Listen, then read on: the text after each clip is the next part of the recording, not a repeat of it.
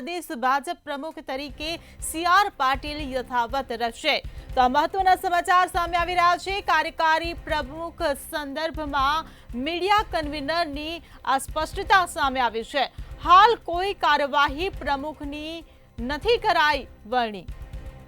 તો કાર્યકારી પ્રમુખ સંદર્ભમાં મીડિયા કન્વીનરની આ સૌથી મોટી સ્પષ્ટતા સામે આવી રહી છે। હાલ કોઈ કાર્યકારી પ્રમુખની વરણી કરવામાં નથી આવી। તો મહત્વના સમાચાર સામે આવી રહ્યા છે। પ્રદેશ ભાજપ પ્રમુખ તરીકે CR પાટીલ યથાવત જ રહેશે। તો કાર્યકારી પ્રમુખ સંદર્ભમાં મીડિયા કન્વીનરની સ્પષ્ટતા સામે આવી છે।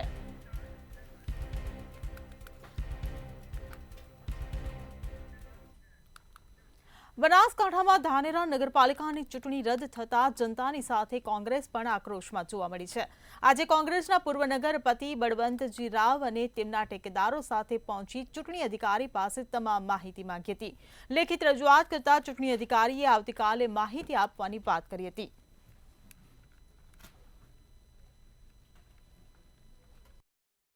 અહીંયા હું માહિતી લેવા એ આવ્યો હતો કે ચૂંટણી પછી જે ચૂંટણી જાહેર કરી અને ધાનેરાની ચૂંટણી રદ કરી છે એના સંદર્ભે એવું જાણવા મળ્યું કે ફતેપુરાના અમુક સર્વે નંબરો આપણા ધાનેરા શહેરમાં જોઈન્ટ કરવાના હોય અને આ ચૂંટણી રદ કરવામાં આવે છે।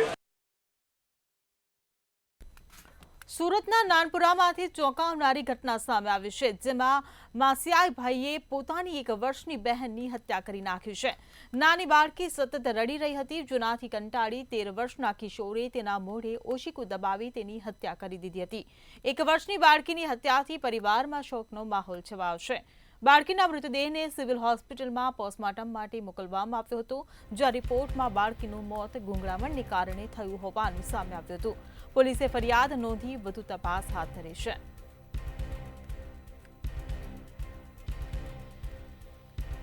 बच्ची का फॉरेंसिक पीएम करवाया तो सिविल हॉस्पिटल में डॉक्टर ने अपना प्राइमरी ओपिनियन दिया कि गला दबाने से बच्ची की डेथ हुई है। तो उस टाइम पे घर पे कौन कौन था इस समय संबंध में पूछताछ की गई।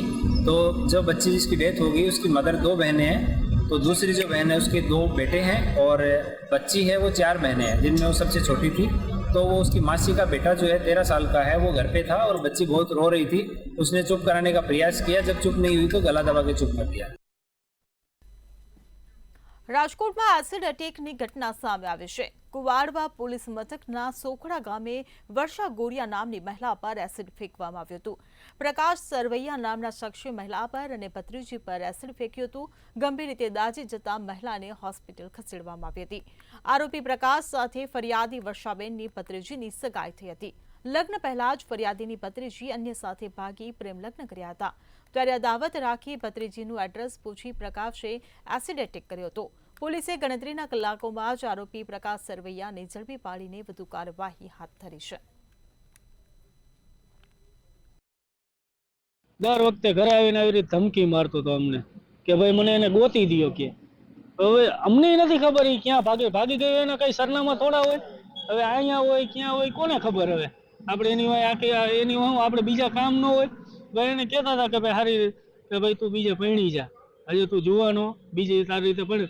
અને બીજું એક કે પહેલા હે ને એસિડ હે ને મારી છોકરી ઉપર નાખવા આવ્યો હતો, પણ હે ને એ છોકરી ભાગી ગઈ એના બાપુ પાસે, મારા મોટા ભાઈ પાસે, બરોબર, એની હાજરમાં હતા। કચ્છના નલિયા સામૂહિક દુષ્કર્મ કાંડનો મામલો સામે આવ્યો હતો, ત્યારે આ મામલે કોર્ટ દ્વારા ચુકાદો આપવામાં આવ્યો છે। સામૂહિક દુષ્કર્મ કાંડના તમામ 8 આરોપી નિર્દોષ જાહેર કરવામાં આવ્યા છે। વર્ષ 2017ના ચકચારી કેસમાં ભુજ સેશન્સ કોર્ટ દ્વારા ચુકાદો આપવામાં આવ્યો છે। કોર્ટે દુષ્કર્મ કેસના તમામ આરોપીઓને નિર્દોષ જાહેર કર્યા છે। રાજ્ય સરકારે તપાસ માટે સ્પેશિયલ ઇન્વેસ્ટિગેશન ટીમની રચના કરી હતી, તેમજ ટ્રાયલ માટે રાજ્ય સરકારે ખાસ સરકારી વકીલની પણ નિમણૂક કરી હતી, જેમાં મહત્વની સાક્ષી એવી ફરિયાદી યુવતી જ પાછળથી હોસ્ટાઇલ થયેલી હતી।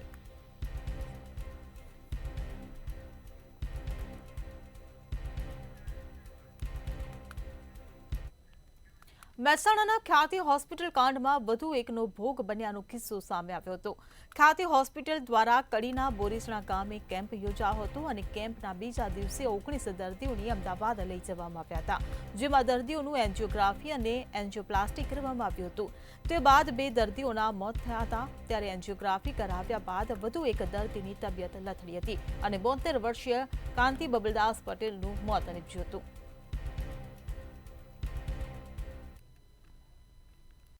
લગભગ ખર્ચો બી ઘણો થઈ ગયો, 40-50 હજાર જેવો ખર્ચો થઈ ગયો.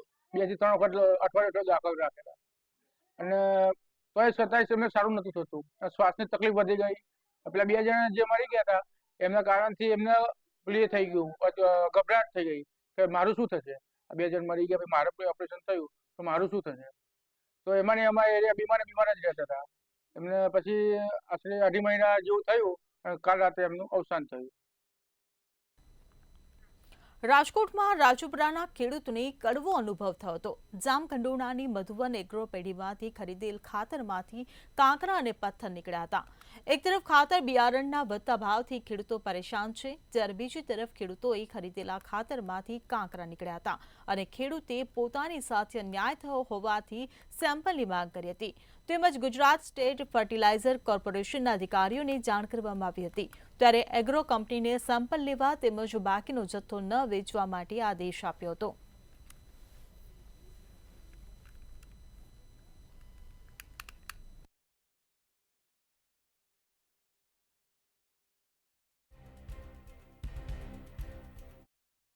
એગ્રોમાં 2 થેલી ડીએપી લેવા ગયો હતો. આજે હું એ થેલી મેં છોડ્યું તો એની અંદરથી આવા પાણકા નીકળ્યા. જોઈ લ્યો, આવા પાણકા નીકળ્યા. એટલે મેં મધુવન એગ્રોવાળા ભાઈને ફોન કર્યો કે તમારી થેલીમાંથી પાણકા નીકળ્યા છે ભાઈ, હવે આનું શું કરવાનું. તો ભાઈએ મને એવી વાત કરી કે તમે ડીએપીની 2 થેલીઓ છે એ પાછી આપી જાઓ અને એનપીની તમે લઈ જાઓ. આ વાત આપણી વચ્ચે રહી જવી જોઈએ, બીજા કોઈ નકરા કહેતા. રાજકોટના ગોંડલમાં ફરી એકવાર હડકાયા શ્વાનનો આતંક સામે આવ્યો છે. રાજકોટથી આ સમાચાર. ગોંડલમાં ફરી હડકાયા શ્વાનનો આતંક સામે આવ્યો છે. ત્યારે અલગ અલગ વિસ્તારમાં 22થી વધુ લોકોને બચકા ભર્યા હોવાનું સામે આવ્યું છે. બાળકો, મહિલા, વૃદ્ધો સહિતના લોકોને આ શ્વાને બચકા ભર્યા છે. ત્યારે શ્વાને બચકા ભરતા શહેરીજનોમાં પણ ભયનો માહોલ સર્જાયો છે. તો ઇજાગ્રસ્ત સારવાર માટે સરકારી હોસ્પિટલમાં આવ્યા. તો રાજકોટથી આ સમાચાર મળી રહ્યા છે. શહેરમાં દિવસે ને દિવસે વધતા જતા શ્વાનનો આતંક સામે આવી રહ્યો છે. તો શ્વાન કરડવાના બનાવોને લઈને લોકો રામ ભરોસે મુકાયા છે.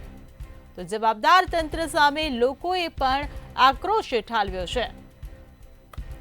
તો બાળકો, વૃદ્ધો, મહિલા સહિતના લોકોને શ્વાને બચકા ભર્યા હોવાની ઘટના સામે આવી છે. શ્વાને બચકા ભરતા શહેરીજનોમાં પણ ભયનો માહોલ સર્જાયો છે.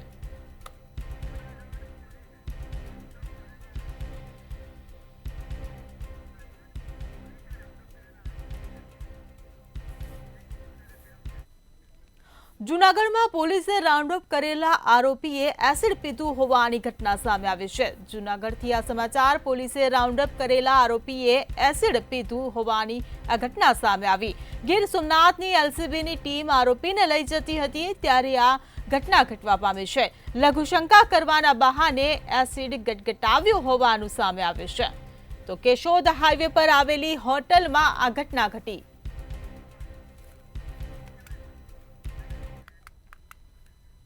બનાસકાંઠામાં નાવ સ્ટાર્ટ વે કંપનીના નામે કરોડોનું ફૂલેકું ફેરવનારનો આખરી સીઆઈડી ક્રાઇમે પર્દાફાશ કર્યો છે. રૂપિયા ડબલ કરી આપવાની લાલચ આપી કરોડો રૂપિયા ચાઉ કરનારા મહાઠગ નિરંજન શ્રીમાળીની સીઆઈડી ક્રાઇમે ધરપકડ કરી છે. સીઆઈડી ક્રાઇમ એસપી હિમાંશુ વર્માએ જણાવ્યું હતું કે નાવ સ્ટાર્ટ વે કંપનીના સંચાલક નિરંજન શ્રીમાળીની સુરતથી ધરપકડ કરવામાં આવી છે. 130 કરોડ રૂપિયા લોકો પાસેથી લીધા હતા હોવાનું સામે આવ્યું છે.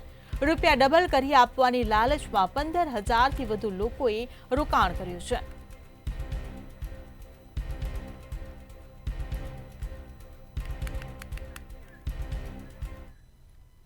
અરવલ્લી બીઝડ કૌભાંડ મામલે સીઆઈડીની તપાસ યથાવત જોવા મળી છે. વીડી પટેલ નામના શિક્ષકને તપાસ માટે લઈ જવામાં આવ્યો છે. મેઘરજની ભીમપુરા 2 પ્રાથમિક શાળામાં શિક્ષક ફરજ બજાવે છે. એજન્ટ તરીકે શિક્ષકના ફોટા અગાઉ વાયરલ થયા હતા. મર્સિડીઝ કાર અને ભૂપેન્દ્ર ઝાલા સાથેના ફોટો હતા, જેને લઈને શિક્ષક વીડી પટેલના વાયરલ ફોટાને લઈ તપાસ શરૂ કરવામાં આવી છે. શિક્ષકે 17 કરોડ રૂપિયાનું રોકાણ કરાવ્યું હોવાનું સામે આવ્યું છે. ત્યારે બીઝેડ કૌભાંડનો સૌથી મોટો એજન્ટ સીઆઈડી ક્રાઇમની ગિરફ્તમાં છે. સીઆઈડીની પૂછપરછમાં અનેક નવા ખુલાસા થાય તેવી પણ શક્યતા જોવા મળી રહી છે.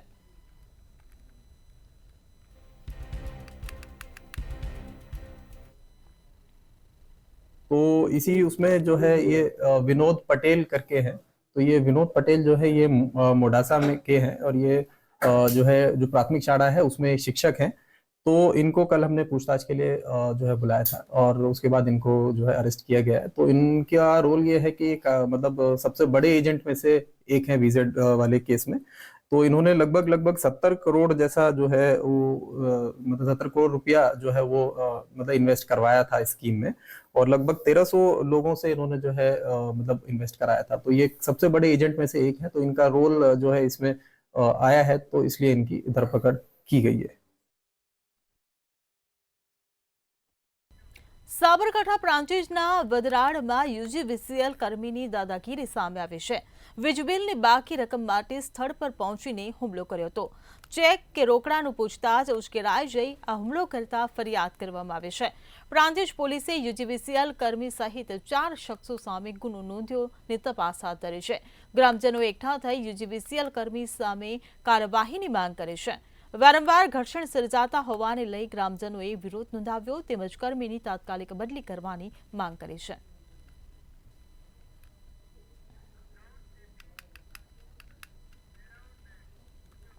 વાંકાનેરના નેશનલ હાઈવે પર રેલવે ઓવરબ્રિજ પાસે એંગલમાં ઓવરહાઇટ ટ્રક ફસાતા કલાકો સુધી ટ્રાફિક જામ થયો હતો.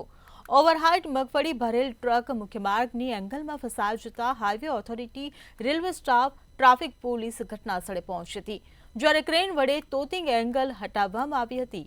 આ બનાવમાં સદભાગ્યે કોઈને ઈજા કે જાનહાનિ થઈ નથી અને કલાકોની જહેમત બાદ ટ્રાફિક પૂર્વવત કરાયો હતો.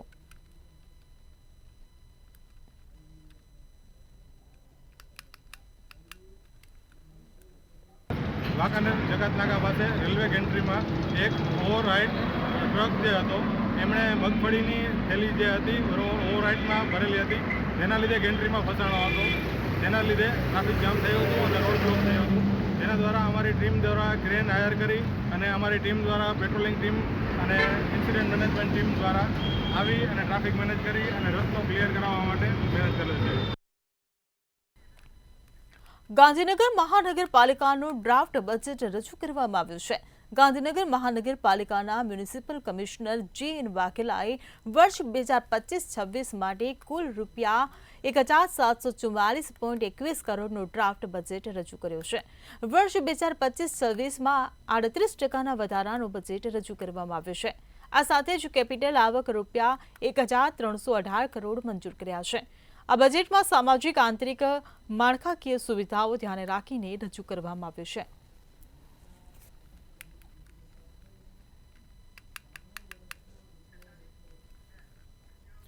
આત્મનિર્ભર ભારતના મોડેલ હેઠળ હવે હાઈસ્પીડ બુલેટ ટ્રેન પણ ભારતીય બનાવટની લોન્ચ થશે. ભારતીય રેલવે અમદાવાદ મુંબઈના 508 કિલોમીટરના કોરિડોર પર મહત્તમ પ્રતિ કલાક 280 કિલોમીટર અને પ્રતિ કલાક 250 કિલોમીટરની ઓપરેશનલ સ્પીડે ભારતીય બુલેટ ટ્રેન દોડાવવાની તૈયારી કરી રહ્યું છે. સ્થાનિક સ્તરે 866 કરોડના ખર્ચે બનાવવામાં આવતી બુલેટ ટ્રેન 2023થી 2033 દરમિયાન મહત્તમ પ્રતિ કલાક 280 કિલોમીટરની ઝડપે દોડાવવામાં આવશે, જ્યારે જાપાનીઝ બુલેટ ટ્રેન 2033થી તેની કામગીરી શરૂ કરશે.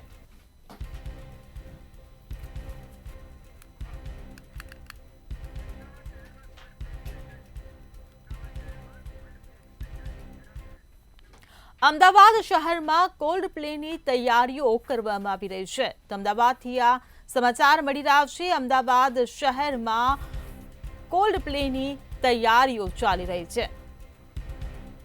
અમદાવાદથી આ સમાચાર મળી રહ્યા છે. કોલ્ડ પ્લેને લઈ મેટ્રોની જાહેરાત કરવામાં આવી છે. તો 25-26 જાન્યુઆરીએ મેટ્રોના સમયમાં ફેરફાર કરવામાં આવ્યો છે. ત્યારે મેટ્રો ટ્રેન રાત્રિના 12:30 વાગ્યા સુધી કાર્યરત રહેશે.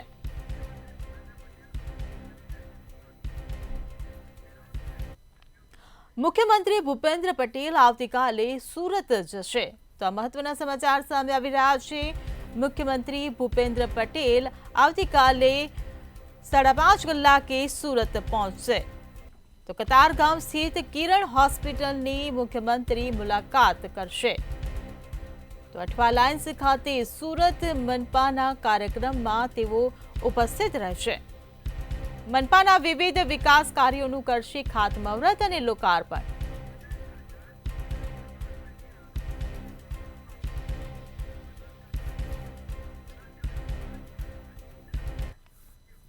બનાસકાંઠાથી મહત્વના સમાચાર સામે આવી રહ્યા છે. બનાસકાંઠામાં સગીરાનો મૃતદેહ મળવાનો જે મામલો સામે આવ્યો છે. કેડોતરમાં સગીરાનો મૃતદેહ મળી આવ્યો હતો, તેને લઈને આ સમાચાર મળી રહ્યા છે. રબારી સમાજના લોકો મોટી સંખ્યામાં પાલનપુર સિવિલ હોસ્પિટલ પહોંચ્યા છે.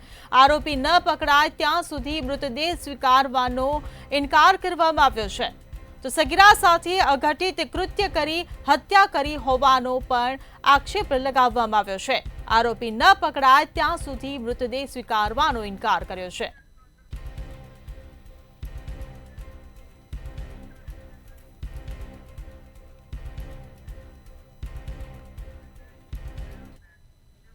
અમદાવાદમાં નિકોલ રિંગ રોડના સ્થાનિકો ગટરના પાણીથી ત્રાહિમામ પોકારી ચૂક્યા છે.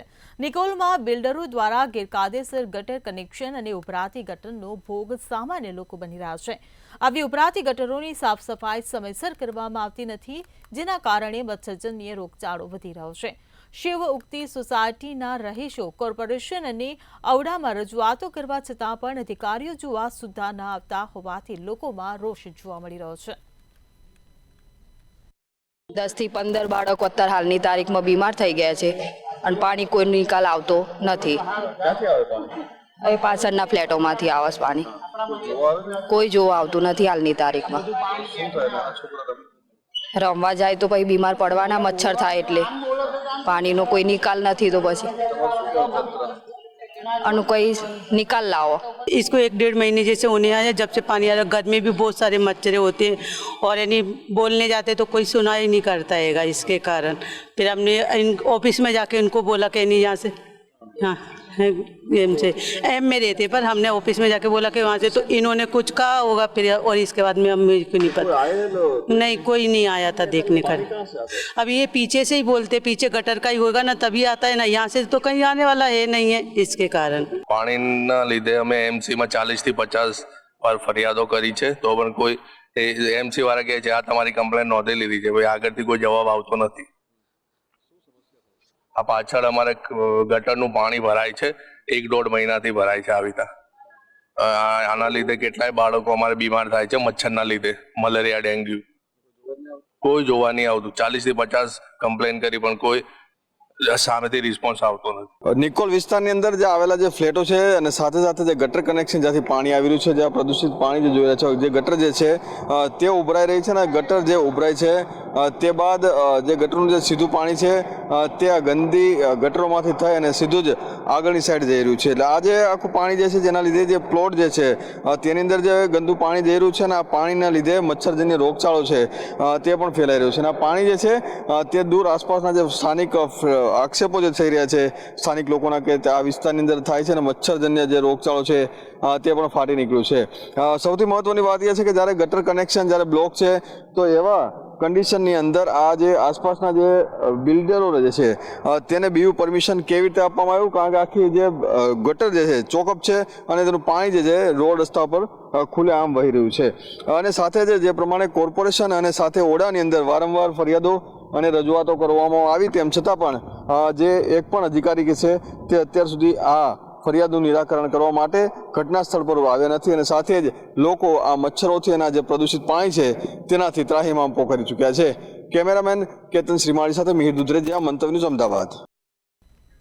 હિન્દુ આધ્યાત્મિક અને સેવા સંસ્થાન દ્વારા 23 થી 26 જાન્યુઆરી 2025 દરમિયાન ભવ્ય આધ્યાત્મિક અને સેવા મેળાનું આયોજન જીએમડીસી ગ્રાઉન્ડ ખાતે કરવામાં આવ્યું છે. શું છે વિગતો, જોઈએ આ અહેવાલમાં. અમદાવાદના જીએમડીસી ગ્રાઉન્ડ ખાતે ભવ્ય હિન્દુ આધ્યાત્મિક મેળાને ખુલ્લો મૂકવામાં આવ્યો છે. કેન્દ્રીય ગૃહ અને સહકારિતા મંત્રી અમિત શાહના હસ્તે મેળાને ખુલ્લો મૂકવામાં આવ્યો છે. જીએમડીસી ગ્રાઉન્ડ ખાતે 3 દિવસીય મિની કુંભ મેળાનું આયોજન કરાયું. 23 થી 26 જાન્યુઆરી દરમિયાન મિની કુંભ મેળો ચાલશે. આ મેળામાં સંસ્કૃતિ તેમજ ધાર્મિકતાનો સમન્વય જોવા મળશે. મિની કુંભમાં 11 કુંડી યજ્ઞશાળા, સાંસ હોલનો પંડાલ તેમજ ખેલ મેદાન અને ફિલ્મ એક્ઝિબિશન પણ પંડાલનું આકર્ષણનું કેન્દ્ર બન્યા છે. આ મેળામાં લોકોને ટેકનોલોજીના માધ્યમથી દેશના 11 જેટલા મુખ્ય મંદિરોના લાઈવ દર્શનનો લાભો લઈ શકશે.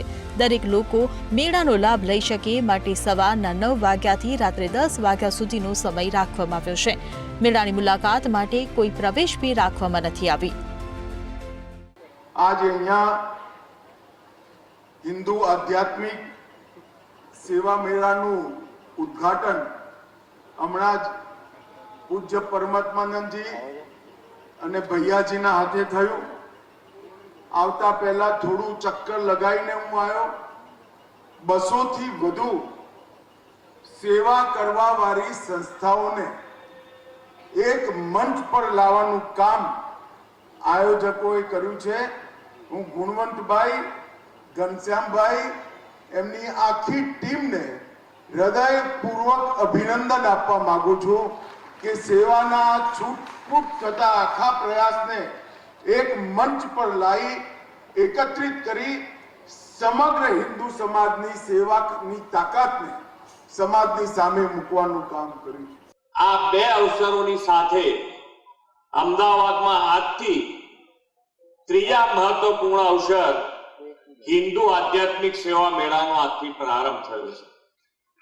સોનામાં સુગંધ બને એવા આ અવસરની શરૂઆત આપણા માન્ય અમિતભાઈ, ભૈયાજી, સંતગણ સૌની સાથે આજે અહીંયા થયો. આપણી સંસ્કૃતિ તો સદીઓથી આધ્યાત્મ, ધર્મપરાયણતા અને સેવાના સૌહાર્દના પાયા ઉપર વિકસી છે. જીએમડીસી ગ્રાઉન્ડ ખાતે 3 દિવસીય મિની કુંભ મેળાનું આયોજન કરાયું છે. 23 થી 26 જાન્યુઆરી દરમિયાન મિની કુંભ મેળો ચાલશે. આ મેળામાં સંસ્કૃતિ તેમજ ધાર્મિકતાનો સમન્વય જોવા મળશે. આ ઉપરાંત મેળામાં દેશના પ્રખ્યાત મંદિરોની પ્રતિકૃતિ જોવા મળશે. આ સાથે જ મેળાની મુલાકાત માટે કોઈ પ્રવેશ ફી રાખવામાં નથી આવી. આદિવાસી સંસ્કૃતિની થીમ પર સમગ્ર કાર્યક્રમનું આયોજન કરવામાં આવ્યું છે. 6 સિદ્ધાંતોના આધાર પર ષટકોણ ડિઝાઇનમાં કાર્યક્રમનું આયોજન કરવામાં આવ્યું છે.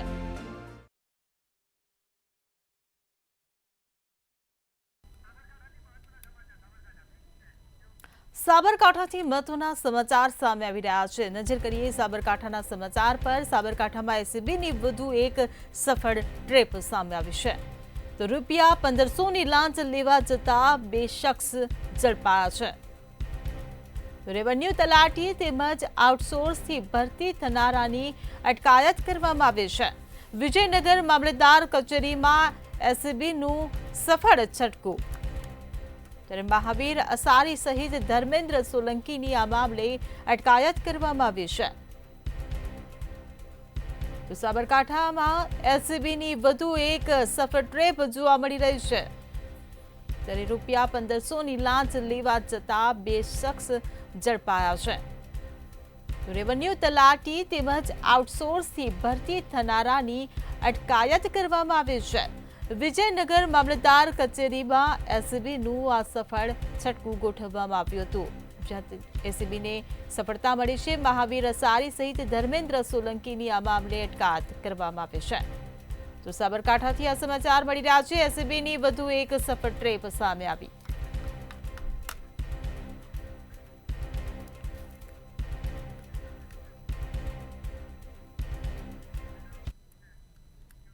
વડોદરાના લોકો માટે અશાંત ધારાની મંજૂરી લેવી હવે સરળ બની છે. ગુજરાતમાં સૌપ્રથમવાર વડોદરા પ્રાંત વિભાગની અનોખી પહેલ જોવા મળી છે. જેમાં માત્ર QR કોડ સ્કેન કરી અશાંત ધારાની મંજૂરી મેળવી શકાશે અને સમાન ધર્મના લોકો માટે 10 જ દિવસમાં મંજૂરી મળી શકશે. ત્યારે હવે લોકોને કચેરીઓના ધક્કા ખાવા નહીં પડે. અરજદારને અત્રેથી કોઈ કોપી લેવાની રહેતી નથી. તેમ છતાં પણ અરજદારને કોપી જોઈતી હોય તો અહીંયા સિટી પ્રાંત એસડીએમની ઓફિસ પર અપલોડ કરવામાં આવશે અને QR કોડ સ્કેન કરી અને એ અરજદાર ઘર બેઠા એનો હુકમ ડાઉનલોડ કરી શકશે અને એ કોપી ડાઉનલોડ કરીથી સબ રજિસ્ટ્રારને બતાવશે એટલે સબ રજિસ્ટ્રારને જે અહીંથી કોપી મળી છે એના આધારે દસ્તાવેજ થઈ શકશે, જેના કારણે અરજદાર ઘર બેઠા સિટી પ્રાંતમાં મુલાકાત લીધા વગર ફેસલેસ ને ટ્રાન્સપરન્ટ સિસ્ટમથી પોતાની અરજી મેળવી શકશે. વડોદરા મનપાની સામાન્ય સભામાં વિશ્વામિત્રી પ્રોજેક્ટ સહિતના વિવિધ મુદ્દાઓને લઈ ઉગ્ર રજૂઆત કરવામાં આવી હતી. કોંગ્રેસ કોર્પોરેટર પુષ્પા વાઘેલાએ પ્રોજેક્ટ બાબતે ઉગ્ર રજૂઆત કરી હતી અને વિશ્વામિત્રી પ્રોજેક્ટ બાબતે કોંગી કોર્પોરેટરે આક્ષેપો કર્યા હતા. માત્ર 4 પદાધિકારીઓ અને અધિકારીઓને જ પ્રેઝન્ટેશન બતાવાયું હોવાનું કોંગ્રેસ કોર્પોરેટર પુષ્પા વાઘેલાએ આક્ષેપો કર્યા હતા. કરીને વિશ્વામિત્રી નું જે પ્રોજેક્ટ લઈને હમણાં આવ્યા છે 1200 કરોડનો, એનું ગઈકાલે આ લોકોએ પ્રેઝન્ટેશન કર્યું. ઇતિહાસની અંદર હું 2005થી બેસું છું, જે પણ કંઈ મોટા પ્રોજેક્ટ હોય એનું તમામ સભાસદોની હાજરીમાં પ્રેઝન્ટેશન થાય, એના બદલે આ લોકોએ સ્ટેન્ડિંગના 12 સભ્યો અને 5 પદ અધિકારી અને કમિશનર આ લોકોએ કોન્ફરન્સ રૂમમાં કર્યું, જે સમગ્ર સભા હોલમાં થવું જોઈએ. એટલે મેં આજે સમગ્ર સભામાં રજૂઆત કરી હતી. વડોદરા મનપાની સામાન્ય સભામાં સ્મશાનનો મુદ્દો ગુંજ્યો હતો. સીએનજી ચિંતા મુદ્દે કોંગી કાઉન્સિલર હરીશ પટેલ દ્વારા ઉગ્ર રજૂઆત કરવામાં આવી હતી. છાણી સ્મશાન ગૃહમાં સીએનજી ચિતાને લઈને હરીશ પટેલે રજૂઆત કરી હતી અને સ્થાયી સમિતિમાં લેવાયેલા નિર્ણય સામે નારાજગી વ્યક્ત કરી હતી. બાજવા ચોકડી પર સ્થાપિત કરેલ અશ્વની પ્રતિમા મુદ્દે પણ તેમણે રજૂઆત કરી હતી.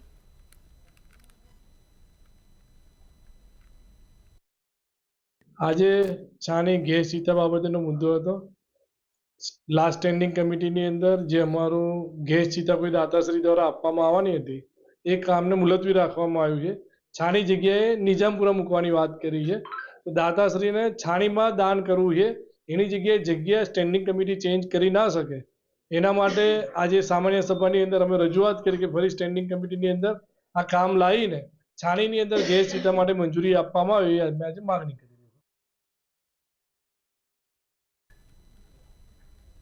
વડોદરા મનપાની સામાન્ય સભામાં શિવાજીની ઊભી પ્રતિમાને લઈને ભાજપ કાઉન્સિલર દ્વારા રજૂઆત કરવામાં આવી હતી.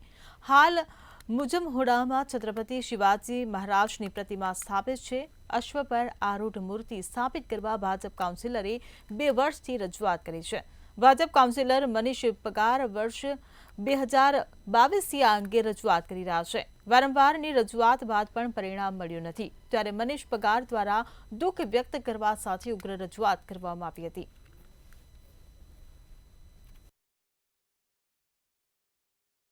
છત્રપતિ શિવાજી મહારાજ જેમનો આખા વિશ્વમાં સૌથી મોટો ઇતિહાસ છે, આટલા વિશ્વના મોટા મહાન યોદ્ધાની પ્રતિમા જે ઊભી છે, જે તે સમયના લોકોએ મૂકી હતી કે સારી વાત હતી, જે તે સમયના ત્યાંના સ્થાનિક લોકોએ મૂકી સારી જ વાત હતી, પણ એમના કદને શોભે એવી પ્રતિમા મૂકવા માટેની જે મારી માંગણી હતી એ આજ દિન સુધી મને કોઈ પત્રનો જવાબ નથી આપ્યો. એ માટે આજે મેં સભામાં ફરી માંગણી કરી છે અને સભામાં ફરી કહ્યું છે કે હું ફરી પત્ર દ્વારા માંગણી કરું છું. બુલેટિનમાં હાલ બસ આટલું જ. સમાચારોની અપડેટ માટે જોતા રહો મંતવ્ય ન્યૂઝ. નમસ્કાર.